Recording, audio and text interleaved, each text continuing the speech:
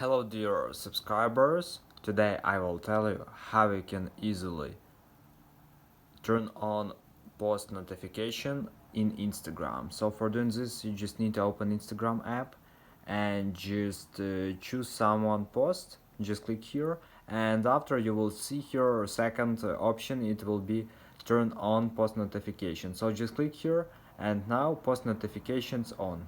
So every time this user will add someone add posts to his profile, you will see notification of this. So if you want to turn off, you will see here turn off post notifications, and after it will after you click this, it will turn off notifications, so you won't see notifications that this user add new photos to his profile. So this is the way how you can do it. So thanks for watching, have a nice day, subscribe to my channel, click like, and goodbye.